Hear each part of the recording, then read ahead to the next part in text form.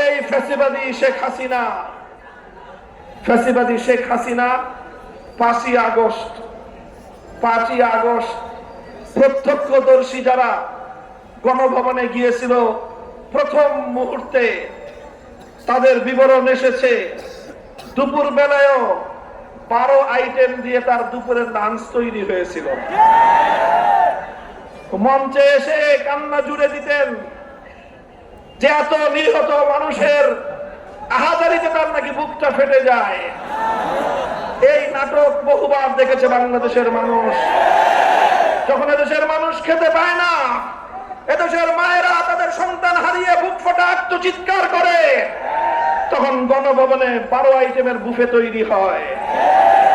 কিন্তু বিক্ষুব্ধ জনতার আন্দোলনের সামনে, সংগ্রামের সামনে সমস্ত পেশি শক্তি পরাভূত হয়েছে। বন্দুকের নল পরাজয় মেনেছে। ঐক্যবদ্ধ জনতার শক্তিকে আল্লাহ পাক বিজয় দান করেছেন।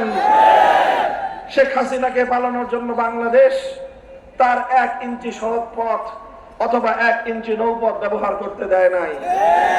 আকাশে উড়াল দিয়ে গিয়ে নরেন্দ্র মোদীর ঘরে পড়েছে। নরেন্দ্র মোদী তাকে স্থান দিয়েছে। আমরা অন্তর্বর্তীকালীন সরকারকে বলতে চাই, এই সকল গণহত্যা, 2009 সালের পিলখানার গণহত্যা, 2013 সালের শাপলার গণহত্যা, 2024 সালের এই বৈষম্য বিরোধী আন্দোলনের গণহত্যায় সকল নিহত শহীদ ব্যক্তিদের হত্যাকাণ্ডের বিচার করতে হবে।